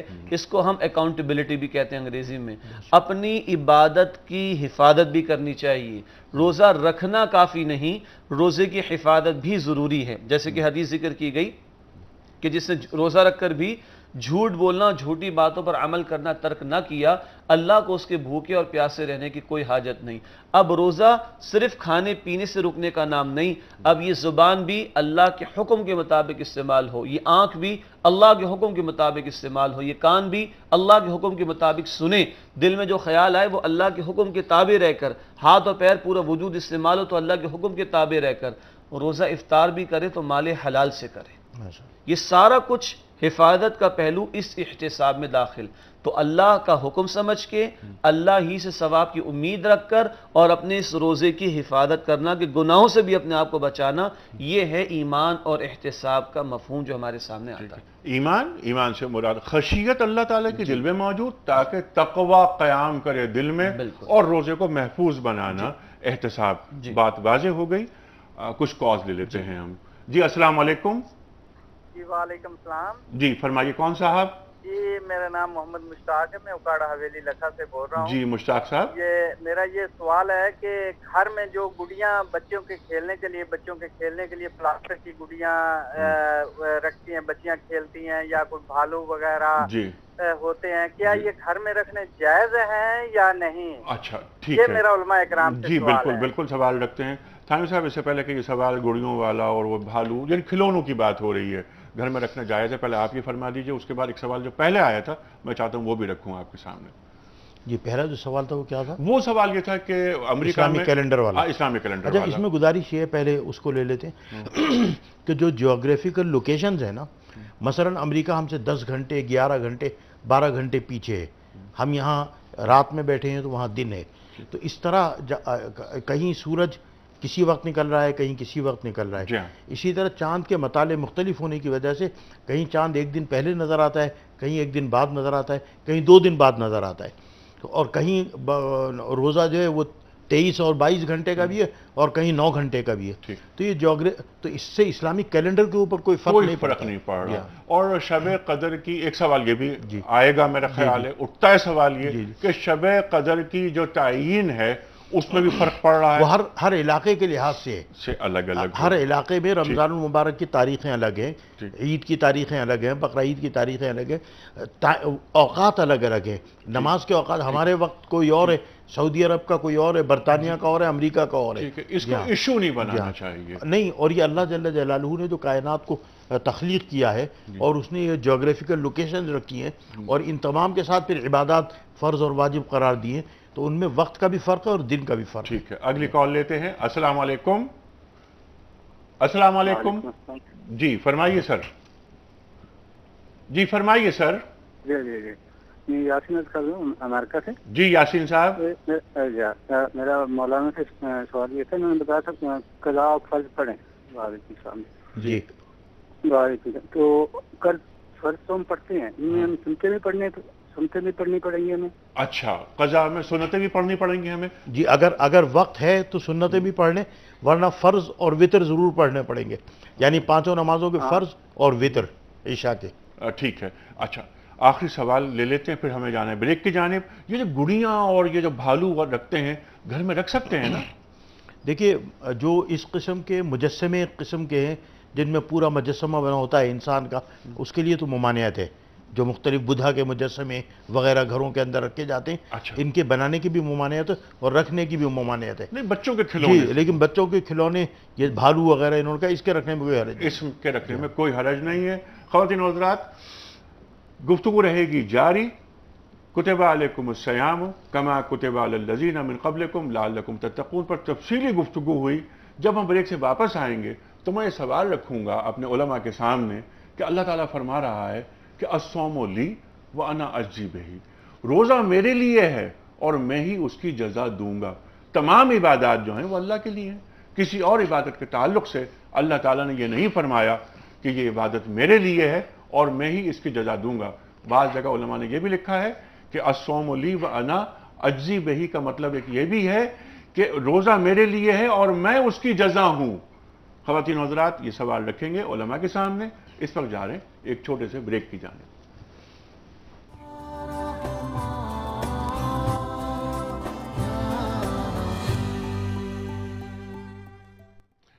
ویلکم بیک خواتین و حضرات. رونق رمضان میں ایک بار پھر خوش آمدید. تشریف فرمائے محترم مولانا محمد اسد تھانوی صاحب اور مولانا محمد شجاع الدین شیخ صاحب. خواتین و حضرات گفتگو ہو رہی ہے روزے کے حوالے سے. فلسفہ روزے کا کیا ہے، قرآن کریم میں روزے کے تعلق سے کیا کیا احکامات ہیں، اور اس کے ساتھ ساتھ یہ کہ قرآن کریم اور رمضان کا آپس میں کیا ربط ہے، اس پر بھی بات ہو رہی ہے اور مزید ہوگی. جب ہم بریک پر جا رہے تھے اس سے قبل ہم نے ایک بات یہ رکھی تھی کہ اللہ تعالیٰ فرماتا ہے کہ الصوم لی وانا اجزی بہ. تھانوی صاحب اس پر گفتگو فرمائیے آپ. جی اصل میں ہیں ساری عبادتیں اللہ جل جلالہ کے. ان صلاتی و نسکی و محیای للہ رب العالمین، کہ میری جانی عبادت، مالی عبادت، زبانی عبادت، بدنی عبادتیں ساری اللہ کے لیے ہیں. ٹھیک. تو اور یہ جو اللہ جل جلالہ نے حدیث قدسی ہے کہ الصوم لی وانا اجزی بھی ہے، اصل میں روزہ ایک ایسی عبادت ہے جو بندے اور اللہ کے درمیان راز ہے. جب آپ نماز پڑھتے ہیں نمازی دیکھتے ہیں، گھر میں پڑھ لیں گھر والے دیکھتے ہیں، زکوٰۃ آپ دے رہے ہیں تو کم از کم جو لے رہا ہے وہ دیکھ رہا ہے، حج آپ کر رہے ہیں تو پورا زمانہ دیکھ رہا ہے. یعنی جو فرائض آپ انجام دیتے ہیں تو ان کو کوئی نہ کوئی آدمی دیکھ رہا ہوتا ہے. روزہ جو ہے بندے اور اللہ کے درمیان ایک راز ہے. دن میں آپ دفتر میں بیٹھے ہوتے ہیں، آپ کو پتہ نہیں ہوتا سامنے والے کا روزہ ہے یا نہیں. پہلے زمانے میں بہت سے لوگ گھر سے روزہ رکھ کے نکلتے تھے، چونکہ ماں بہنوں نے سب نے روزہ رکھا ہے. دن میں ہوٹل میں جا کے کھانا کھا لیا، شام کو پھر روزے دار کی طرح بن کے آ کے بیٹھ گئے. تو روزہ جو ہے اللہ اور بندے کے درمیان راز ہے. یعنی مخلوقات میں سے کسی کو یہ حتمی طور پہ پتہ نہیں دن میں کہ میں روزے دار ہوں یا نہیں ہوں، آپ روزے دار ہیں یا نہیں ہیں. تو یہ ایک ایسی عبادت ہے جو خالصتاً اللہ جل جلالہ کے لیے ہے. اور حدیث شریف میں آیا کہ اللہ جل جلالہ نے فرمایا، جناب رسول اللہ صلی اللہ علیہ وسلم نے، کہ ایک جنت کا ایک دروازہ ہے جس کا نام ہے باب الریان، اور اس جنت کا وہ مخصوص VIP دروازہ ہے جس صرف روزے داروں کو بھیجا جائے گا. اور حدیث شریف میں یہ بھی آیا کہ جناب رسول اللہ صلی اللہ علیہ وسلم نے فرمایا، लखलूफ फम الصائم अत्यब राइहतम मिन المسक, फरमाया कि मोमिन जो रोज़ा रखता है और उसके मुंह में जो बू होती है वो अल्लाह जल्ल जलालहू के नज़दीक मुश्क की खुशबू से ज़्यादा अच्छी है। जनाब रसूलुल्लाह सल्लल्लाहु अलैहि वसल्लम ने यह भी फरमाया कि अगर बग़ैर किसी शरई उज़्र के रमज़ान शरीफ का कोई रोज़ा तर्क कर दे, सेहतमंद है, ऐसे तकलीफ़ दे सफ़र में भी नहीं है, लेकिन अल्लाह ने तमव्वुल दे दिया, आँखों पे चर्बी चढ़ी हुई है, हम क्यों रोज़ा रखें, हमारे यहाँ तो खाने के लिए बहुत कुछ है। तो अगर किसी शख्स ने एक फ़र्ज़ रोज़ा भी बग़ैर किसी शरई उज़्र के तर्क कर दिया और पूरी ज़िंदगी भी अगर रोज़ा रखता रहे तो उस एक रोज़े की मसील और एक रोज़े के बराबर नहीं हो सकता। तो इन तमाम जो मैंने इख्तिसार के साथ बातें आपको बता दी, तो इसलिए अल्लाह जल्ल जलालहू ने फरमाया कि अस्सौम ली, इबादतें सारी ही मेरे लिए हैं, लेकिन उनको और लोग भी देखते हैं। रोज़ा एक वाहिद ऐसी इबादत है जिसको देखने वाला सिर्फ मैं हूँ, तो मेरे लिए तो इसका बदला भी हम अल्लाह जल्ल जलालहू फरमाते अपने हाथ से अता फरमाएंगे। इसको इस मिसाल से आप देख लीजिए कि जैसे सदर ममलकत है या वज़ीर आज़म है या गवर्नर है, वो किसी को कोई तोहफ़ा अपने हाथ से पेश करता है और एक ये कि उसके कारिंदे ले जाकर दे दें या डाक से भेज दिया जाए या ऐलान कर दिया जाए, तो आदमी उसमें फ़ख्र और फजीलत पेश करता है। तो कहाँ अल्लाह जल्ल जलालहू का मर्तबा और कहाँ एक बंदा गुनहगार, एक मोमिन कि अल्लाह जल्ल जलालहू फरमाते कि हमारी बारगाह में उसको हाजिर किया जाएगा और हम उसको रोज़े का बदला और रोज़े की जज़ा और रोज़े का इनाम अपने हाथों से खुद अता फरमाएंगे। शेख साहब, रोज़ेदार का जो मकाम है और मनसब कैसे बुलंद किया जा रहा है यहाँ? देखिए, ये जो रिवायत है ये बुखारी शरीफ की है और ये हदीस कुदसी है, क्योंकि हम कह रहे हैं ना अल्लाह का कलाम है, तो हदीस कुदसी है। ये रिवायत इस तरह भी है कि शुरू इस तरह होती है कि बंदा जो कोई अमल करता है, अल्लाह सुब्हानहू व तआला फरमाते हैं मैं 10 गुना से लेके 700 गुना तक अजर देता हूँ सिवाय रोज़े के। यानी बाकी अमाल और नेकियों पर तो ये रूल अप्लाई होगा, इल्ला सौम, रोज़े पर अप्लाई नहीं होगा। फ़इन्नहु ली, बेशक वो मेरे लिए है, व अना अजज़ी बिही, मैं ही उसका बदला अता करूंगा। वो क्वांटिफाई नहीं किया गया, अब वो क्या खास बदला वो अल्लाह अपनी शान के मुताबिक देगा। और दूसरी रिवायत जिसकी तरफ आपने भी ब्रेक से पहले इशारा किया था, वो रिवायत के अल्फाज व अना उज्ज़ा बिही, कि मैं ही बदला हूं। ये ही पे बड़ा जोर है कि अल्लाह फरमाते मैं ही बंदे को मिल जाऊंगा, और जिसको अल्लाह मिल गया उसको सब कुछ मिल गया। हारून रशीद के जमाने में, और जिसने अल्लाह को खो दिया उससे सब कुछ खो दिया, सब कुछ खो दिया। हारून रशीद का ज़माना था, हिकायत समझाने के लिए हारून ने कहा कि आज मांगो, जिसने जो मांगना है मांग। किसी ने प्लॉट, किसी ने जायदाद मांग ली। एक कनीज खड़ी थी खादिमा, तो हारून ने कहा तुमने कुछ ना मांगा, कहा जहाँ पना हमें कुछ मिलेगा, कहा मांगो आज हम मूड में हैं। तो उसने हारून के सर पे हाथ रख दिया, कहा ये सब बेवकूफ़ हैं, 2-4 प्लॉट लेके 2-4 जायदादें लेके खुश हो रहे हैं, आप मुझे मिल गए तो ये सारा सब कुछ मुझे मिल जाएगा। ये समझने की बात है। अल्लाह फरमा रहे मैं ही मिल जाऊंगा। अच्छा, इसी का तसल्सल है सूरतुल बकरा की इन आयात में। हमारे नाज़रीन ये भी नोट कर लें कि नमाज, ज़कात और हज, इन इबादत का जिक्र कई मरतबा कुरान में आया, मगर रमज़ान के महीने का और रमज़ान के फ़र्ज़ रोज़ों का बयान सिर्फ एक ही जगह आया, और वो सूरतुल बकरा का रुकू नंबर 23 है। और सूरतुल बकरा की आयत 183 से आयत 188 बहुत जामी 6 आयात हैं जहाँ रमज़ान और रमज़ान के रोज़ों के मुतालिक सब कुछ आ गया। यही अल बकरा की 186 में ये आता है, व इज़ा सअलक इबादी अन्नी फ़इन्नी क़रीब, ऐ मेरे नबी सल्लल्लाहु अलैहि वसल्लम, जब मेरे बंदे आपसे मेरे मुतालिक सवाल करें तो बेशक मैं करीब हूँ। ये भी नहीं कहा फ़कुल, आप कह देंगे मैं करीब नहीं, मैं बिल्कुल करीब हूँ। उजीबु दाअवत दाई इज़ा दाआन, जब जब पुकारने वाला मुझे पुकारता है मैं उसकी पुकार को सुनता हूँ। ये रोज़े का हासिल है कि बंदा रूहानी सतह पर इस कदर तरक्की कर जाए कि रब फरमाता है कि बेशक मैं करीब हूँ। इसको एक और एतबार से समझिए, हमारे उस्ताद डॉक्टर इसरार अहमद साहब भी समझाया करते थे और हमारे उलमाए दीन ने भी समझाया, शाह वलीउल्लाह रहमतुल्लाह अलैह ने भी समझाया कि देखिए एक हमारा जिस्म है मट्टी से बना हुआ हैवानी वजूद, और एक इसके अंदर रूह है जिसकी बुनियाद पर अल्लाह ने शरफ अता फरमाया है इंसान को। आदम के खाकी वजूद में जब रूह फूकी गई फिर सजदा कराया गया फरिश्तों से।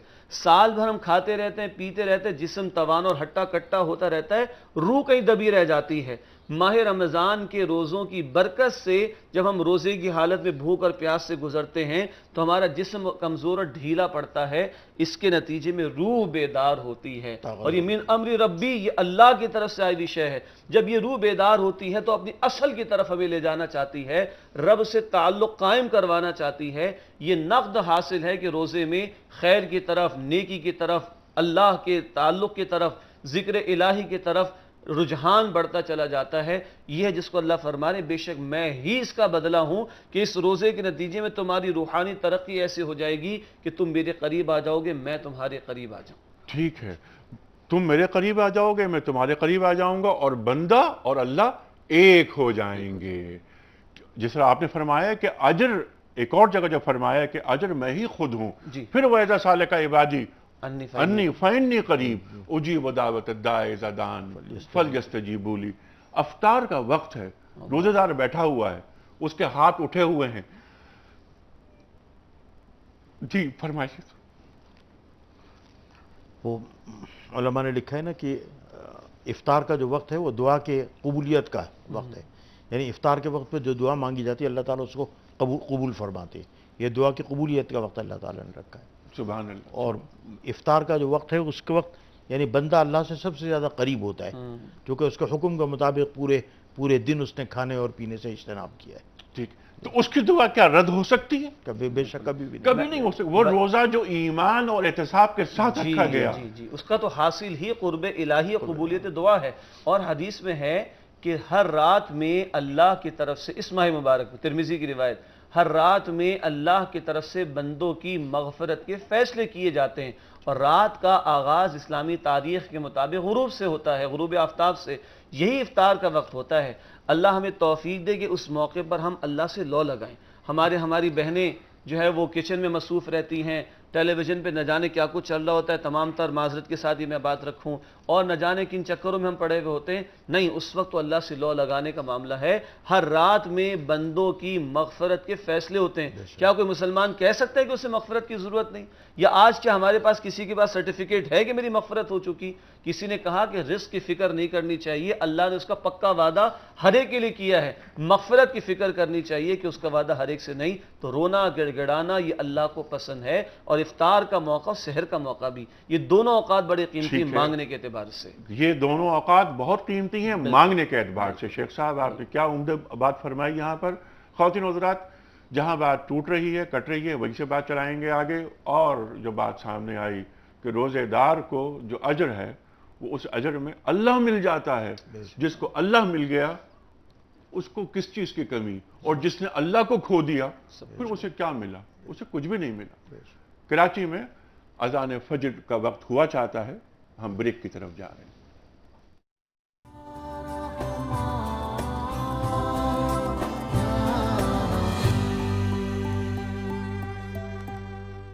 ویلکم بیک خواتین و حضرات. رونق رمضان میں ایک بار پھر خوش آمدید. تشریف فرمائے محترم مولانا محمد اسد تھانوی صاحب اور محترم مولانا شجاع الدین شیخ صاحب. ہم یہ پروگرام کر رہے ہیں دنیا اسٹوڈیوز کے کراچی آفس سے، کراچی اسٹوڈیوز سے. خواتین و حضرات، بہت ساری گفتگو ہو گئی. دعا کی بات ہوئی کہ افطار کے وقت کی دعا، وہ دعا جو کبھی رد نہیں ہو سکتی. وہ روزہ جو ایمان اور احتساب کے ساتھ رکھا جاتا ہے، پھر روزہ دار دعا مانگتا ہے، تو وہ دعا اللہ تعالیٰ کیسے رد کر سکتا ہے؟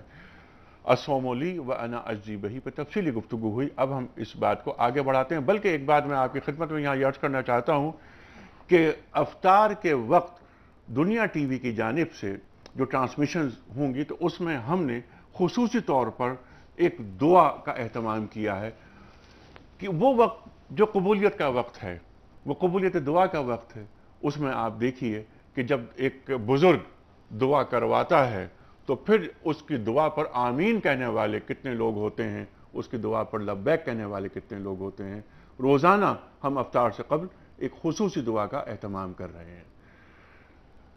تھانوی صاحب، اپنے موضوع پہ ہم آتے ہیں. روزہ تھانوی صاحب ایک مقصد ہے یا کسی مقصد کے حصول کا ذریعہ؟ در حقیقت زیادہ بہتر بات تو یہ ہے کہ روزہ ایک مقصد کے حصول کا ذریعہ ہے. مقصد کیا ہے؟ لعلکم تتقون، تمہارے اندر تقوی پیدا ہو جائے، متقی بن جاؤ، اللہ جل جلالہ اور اللہ کے رسول کے احکام کے مطابق زندگی گزارنے والے بن جاؤ.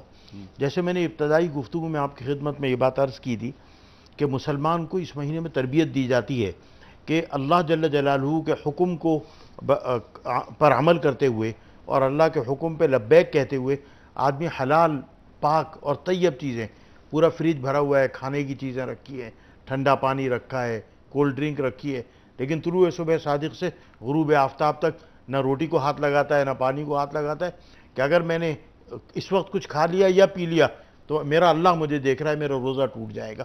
تربیت کی جا رہی ہے کہ باقی سارے 11 مہینے جو ہیں ان میں بھی حرام چیزوں سے ارتکاب کرو، اگر حراموں سے ارتکاب نہیں کرو گے تو تمہیں جو اللہ تعالیٰ نے ایمان کی چادر پہنائی ہے وہ ایمان کی چادر تمہاری پھٹ جائے گی۔ اور اس کی تائید بھی ایک حدیث سے ہوتی ہے، حدیث ہے بخاری شریف کی، شاید مشکات میں ہے کہ لا یزنی الزانی حین یزنی وہو مسلم، اور بھی ہے کہ بہت سارے گناہ ایسے ہیں کہ جب گناہ کبیرہ کا آدمی ارتکاب کرتا ہے تو وہ اس وقت مومن باقی نہیں رہتا، یعنی ایمان کی چادر اس کی اتار لی جاتی ہے۔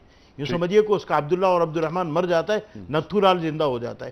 تو یہ جو رمضان المبارک ہر 11 مہینے کے بعد پلٹ کر آتا ہے، یہ مسلمان کی یہ تربیت کرتا ہے کہ لعلکم تتقون، تمہارے اندر تقوی پیدا ہو جائے۔ اور صاحب تربیت کیا بلکہ تزکیہ کر رہا ہے، پاکیزگی منزہ کر رہا ہے، اور اس کے لیے مزکی کی ضرورت ہوتی ہے۔ مزکی کی ضرورت کیوں ہوتی ہے اس پر ہم بات کریں گے آپ سے، لیکن کچھ کالرز ہیں۔ السلام علیکم۔ جی بسم اللہ، وعلیکم السلام۔ جی فرمائیے سر۔ جناب میں عبدالستار عرض کر رہا ہوں امریکہ سے۔ جی ستار صاحب۔ ونیک صاحب، سب سے پہلے تو بہت خوش ہوں، الحمدللہ اللہ رب العزت نے اس پیارے محبوب پاکستان کو آپ جیسا محب وطن اور اللہ کو پہچاننے والا انسان عطا فرمایا ہے۔ اللہ رب العزت آپ کو ہمیشہ کے لیے یہ نیک کام کرنے کی توفیق دیتا رہے، اور آپ کے ساتھ جو آپ کے علماء اکرام جو بیٹھے ہوئے ہیں، میں ان کا بھی بے انتہا شکر گزار ہوں۔ بس انہی سے ہم اور سیکھتے ہیں۔ آپ سب سے ایک گزارش کرتا ہوں، اللہ رب العزت مسبب الاسباب ہے، ہم تو بالکل گناہگار سے لوگ ہیں، اس ملک کے مہربان کے لیے دعا کر دیں گے اللہ رب العزت یہ جو ظلمت کے سائے ہیں چھٹ جائے۔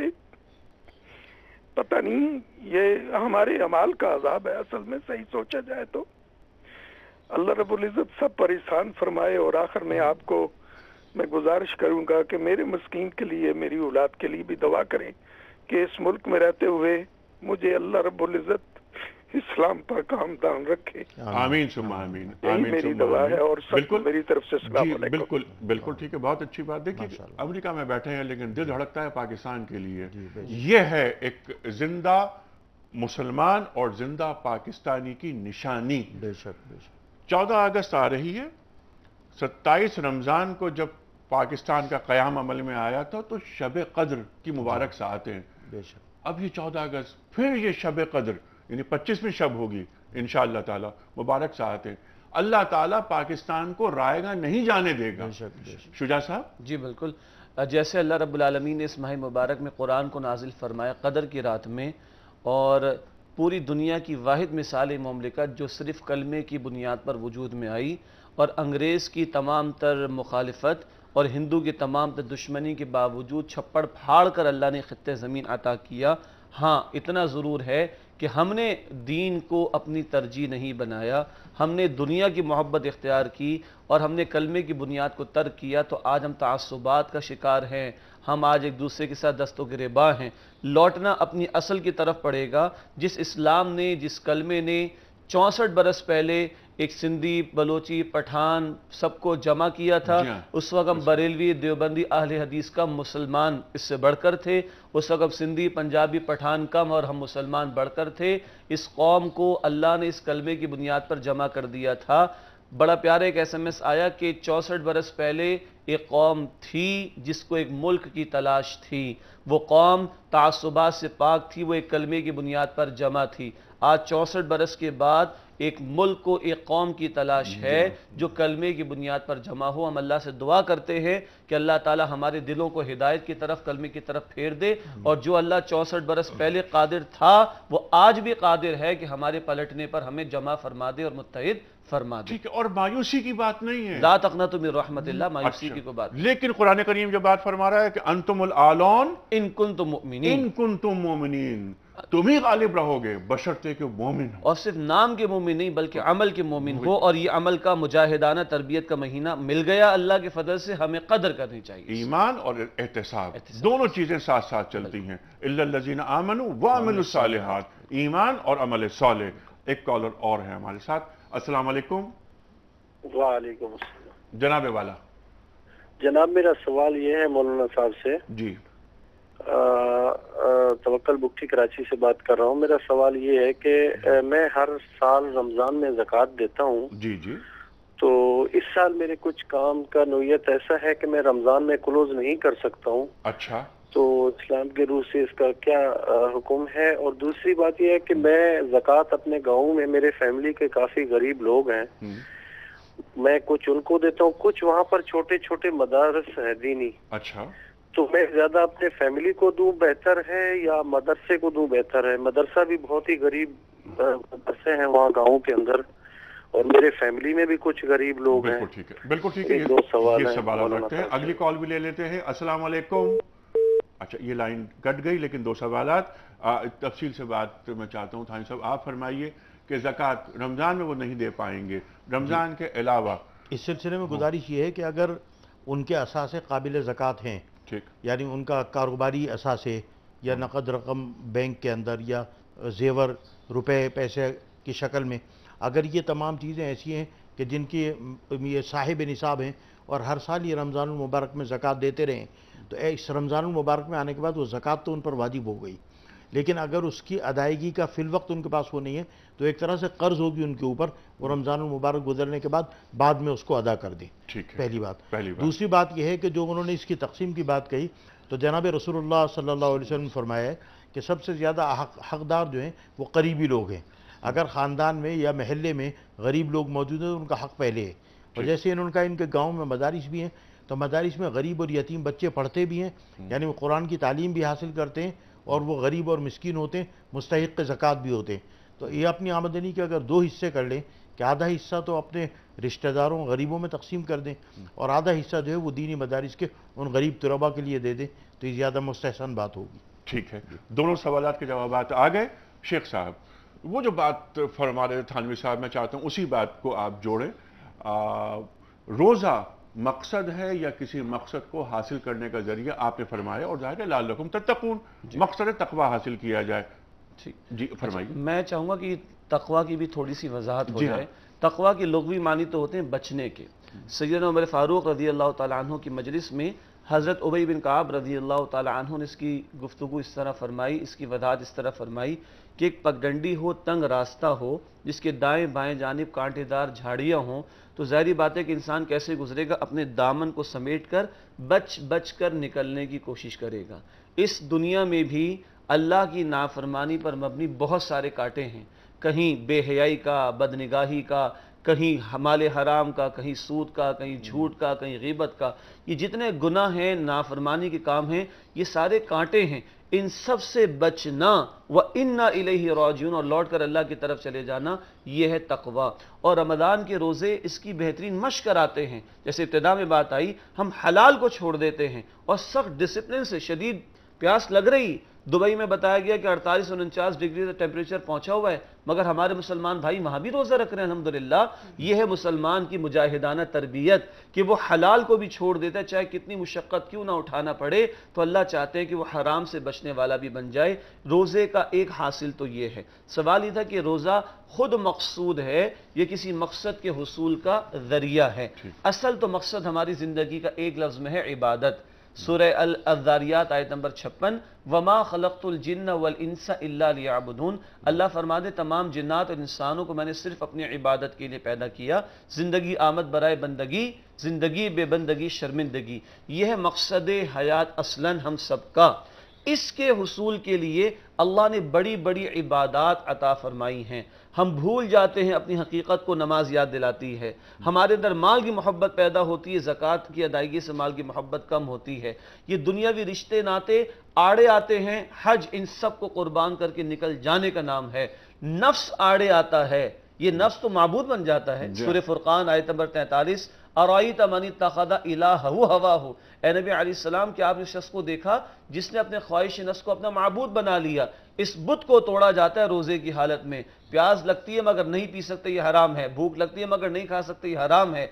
इस बुत को तोड़वाया जाता है। तो ये नफ्स जो रुकावट बनता है اللہ کی کامل بندگی میں 24 گھنٹے کی، اس پر قابو پانے کے لیے بھی یہ روزے کی عبادت ہمیں عطا کر دی گئی۔ اسی نفس کا تزکیہ ہوتا ہے، اور قد افلح من زکاہا وقد خواب من دساہا، وقد خواب من دساہا۔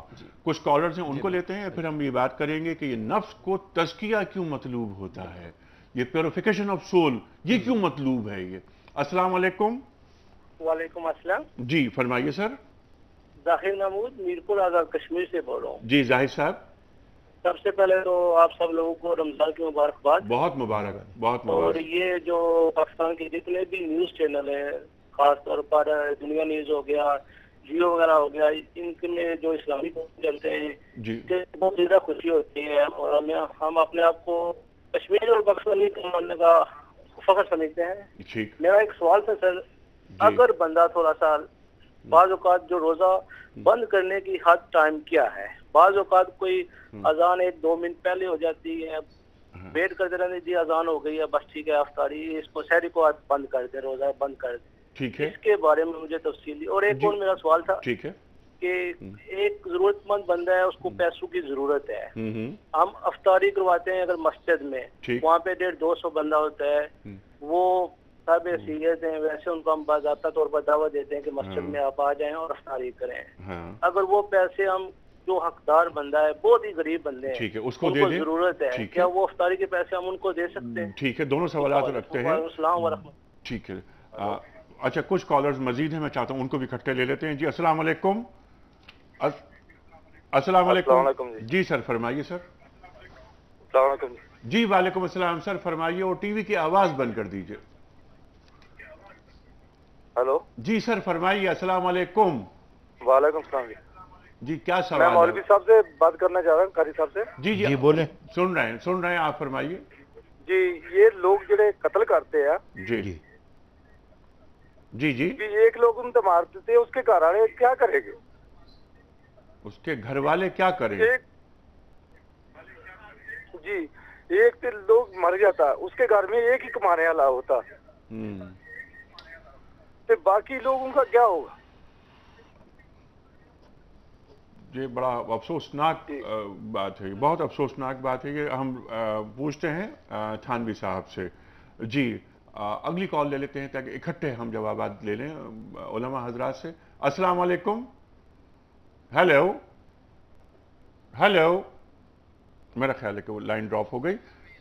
اچھا، یہ اب سوالات یہ ہیں کہ روزہ ختم ہونے کی آخری حد کیا ہے تھانوی صاحب؟ قرآن کریم کیا بتا رہا ہے؟ دیکھیے قرآن پاک کے احکام کے مطابق جو طلوع صبح صادق کا وقت ہے وہ روزہ شروع ہونے کا وقت ہے، اور غروب آفتاب کا جو وقت ہے وہ روزہ کھولنے کا وقت ہے۔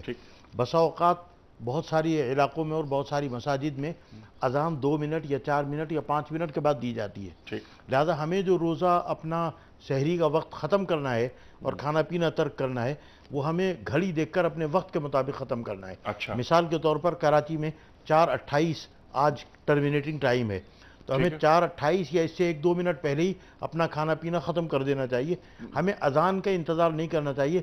بسا اوقات بہت ساری مساجد کے اندر اذان 2 منٹ بعد، 4 منٹ بعد یا 5 منٹ بعد دی جاتی ہے، اور افطار پہ تو عموماً وقت کے اوپر اذان ہو جاتی ہے، لیکن اس بات کو پہ غور رکھا جائے کہ سحری میں بسا اوقات 2 منٹ یا 4 منٹ کے بعد اذان دی جاتی ہے، تو جو کیلنڈر میں ٹائم دیا ہوا ہے اس کے مطابق ہم کو اپنی سحری ختم کریں۔ بالکل ٹھیک ہے، کچھ کالز اور لے لیتے ہیں، اس کے بعد پھر ہم رکھیں گے سوالات آپ کے سامنے۔ قتل والا معاملہ جی وہ ہم ابھی لیتے ہیں آپ سے۔ جی السلام علیکم۔ ہیلو جی السلام علیکم۔ جی السلام علیکم، میں شبانہ بات کر رہی ہوں کراچی سے۔ جی محترمہ، آپ کا پروگرام بہت ہی اچھا ہے، میں بہت شوق سے دیکھتی ہوں الحمدللہ۔ اور میرا یہ کوشچن ہے کہ کفر کسے کہتے ہیں؟ کفر کا مطلب انکاری ہے، تو جو ہم اللہ پہ اور ہم آیات پہ ایمان لاتے ہیں لیکن مانتے نہیں ہیں، تو وہ بھی کیا کفر کا رویہ ہے ہمارے لیے؟ اچھا، اور جو غیر مسلم ہے اور وہ اللہ کی آیات پہ عمل کرتا ہے تو اس کے بارے میں میرا ایک کوشچن ہے۔ اور دوسرا یہ ہے کہ یہ جو ورکنگ وومنز ہوتی ہیں جو گھروں میں کام وغیرہ کرتی ہیں تو کہتی ہیں ہم کیسے روزہ رکھیں کیونکہ ہم اتنی محنت کرتی ہیں، تو ان کے لیے پھر کیا ہے؟ ٹھیک ہے، جو گھروں میں کام کرنے والیاں ہوتی ہیں وہ کیسے روزے رکھیں؟ ٹھیک ہے، سوالات ہم رکھتے ہیں۔ شیخ صاحب ایک سوال، اگلا سوال ہم آپ کے سامنے رکھتے ہیں کہ جو لوگ قتل ہو جاتے ہیں، کسی گھر سے کوئی قتل ہو گیا تو اب وہ گھر والا کیا کرے؟ اصل بڑا افسوسناک معاملہ ہے اور بڑا ہی نازک معاملہ ہے، اس لیے کہ جیسے انہوں نے بھائی نے کہا کہ جو ایک ہی کفیل ہو گھر کا، ایک کمانے والا ہو، اور اسے ناحق قتل کر دیا جائے تو بتائیے اس کی بیوی جو بیوہ ہو گئی، اس کے بچے یتیم ہو گئے، وہ کیا کریں گے؟ ٹھیک ہے، دین کیا بتاتا ہے؟ میں عرض کرتا ہوں، اس موقع پر ظاہری بات ہے یہ آزمائش ہی ہوتی ہے گھر والوں کے لیے۔ پہلا حکم تو دین کا ہے کہ صبر کرنا چاہیے، نمبر 1۔ نمبر 2، ہم اپنے ہاتھ میں قانون کو نہیں لے سکتے، بعض اوقات وہ قاتل ہمیں نظر بھی آ سکتا ہے لیکن ہم اس کو خود اٹھ کے قتل کر دیں، دین اس کی اجازت نہیں دیتا۔ تیسری بات یہ ہے جو حکمرانوں کی اور نظام چلانے والوں کی ذمہ داری بنتی، یہی وہ موقع آتا ہے جہاں ہم کہتے ہیں شریعت کے نفاذ کی بات، کہ اگر شریعت کا نفاذ ہو اور ظالموں اور جابروں پر شریعت کی مقرر کردہ سزاؤں کا نفاذ ہو تو ایک جرم کرنے والا 10 مرتبہ سوچے گا میں جرم کروں کہ نہ کروں۔ سعودی عرب میں آج بھی جو اسلامی سزائیں نافذ ہیں ان کی برکات آپ دیکھ سکتے ہیں کہ کرائم ریٹ دنیا کے دیگر مقابلوں میں وہاں آج بھی بہت کم ہے اور وہ سزائیں علل اعلان دی جاتی ہیں۔ آج جب ہم ان سزاؤں کی بات کرتے ہیں تو لوگ معاذ اللہ ثم معاذ اللہ مسلمان ہونے کے باوجود ان کا مذاق اڑانے کی کوشش کرتے ہیں، مگر جس گھر پر بیتتی ہے اس سے جا کر پوچھے کہ اگر وہ قاتل ہاتھ آ جائے تو وہ کیا کریں گے؟ تو اعتراض کرنے والے اللہ ہم سب کو اپنے ذہن میں رکھے، وہ ان مرحلوں سے گزرتے نہیں، اگر گزرے تو وہ بھی یہ کہیں گے کہ قاتل کو قتل کرنا چاہیے۔ اسلام اسی لیے قصاص کا حکم دیتا ہے اور سورۃ البقرہ آیت 179 میں ذکر آیا وَلَكُمْ فِي الْقِصَاصِ حَيَاتٌ يَا أُولِي الْأَلْبَابِ، اے عقل مندو اس قصاص میں تمہارے لیے زندگی ہے۔ جب 2-4 لوگوں کی ایگزیکیوشن ہوگی علل اعلان تو عظیم اکثریت کی جان، مال، عزت، آبرو وہ محفوظ ہو جائے گی، اس سے عبرت لیں گے اس سے، پھر یہ سوالات انشاءاللہ نہیں اٹھیں گے۔ اور حکمرانوں کی ذمہ داری ہے، فرات کے کنارے کتا بھی بھوکا مر جائے تو عمر فاروق فرماتے رضی اللہ تعالیٰ عنہ کہ میں اس کا جواب دہ اور ذمہ دار ہوں۔ آج لاشوں کی لاشیں گر جاتی، کسی کے کان پہ جو نہیں رینگتی، اللہ کو کل جواب تو دینا پڑے گا، جس کے پاس اختیار ہے وہ کل اللہ کے ہاں جواب دے۔ ٹھیک ہے، اور انصاف کی فراہمی یہ ضروری ہے حکمرانوں کے لیے کہ وہ عوام اور خواص میں کوئی فرق محسوس نہ کریں اور سب کے دروازے پر انصاف پہنچنا چاہیے اور کوئک جسٹس۔ بالکل، جسٹس ڈیلیڈ، جسٹس ڈینائڈ۔ ٹھیک، جسٹس ڈیلیڈ، جسٹس ڈینائڈ۔ ٹھیک ہے، میں اس میں یہ اضافہ کروں گا کہ قرآن پاک میں اللہ تعالیٰ نے فرمایا وَكَتَبْنَا عَلَيْهِمْ فِيهَا أَنَّ النَّفْسَ بِالنَّفْسِ وَالْعَيْنَ بِالْعَيْنِ وَالْأَنْفَ بِالْأَنْفِ وَالْجُرُوحَ قِصَاص، یعنی قصاص کا قانون کہ اگر کوئی آدمی کسی کے کان کو، ناک کو، ہاتھ کو نقصان پہنچائے گا تو اس کو بھی جواب میں یہ نقصان پہنچایا جائے گا۔ اور یہ پہلی آیت شجاع الدین شیخ صاحب نے پڑھی۔ اگر یہ قصاص کا قانون نافذ کر دیا جائے اینگلو سیکسن لا کے بغیر تو یہاں ہم کرائم کو ختم کر سکیں۔ دوسری بات یہ جو قتل کی بات انہوں نے کی تو قرآن میں وَمَن يَقْتُلْ مُؤْمِنًا مُتَعَمِّدًا فَجَزَاؤُهُ جَهَنَّمُ خَالِدًا فِيهَا وَغَضِبَ اللَّهُ عَلَيْهِ وَلَعَنَهُ وَأَعَدَّ لَهُ عَذَابًا عَظِيمًا۔ اللہ تعالیٰ فرماتے ہیں کہ اگر کسی کو بغیر کسی عدالتی فیصلے کے آدمی نے قتل کر دیا، وَمَن يَقْتُلْ مُؤْمِنًا مُتَعَمِّدًا جان بوجھ کر، تو اس کو اللہ تعالیٰ ہمیشہ ہمیشہ کے لیے جہنم میں ڈالیں گے، اس پر اللہ کا غضب آئے گا اور اللہ کی لعنت آئے گی۔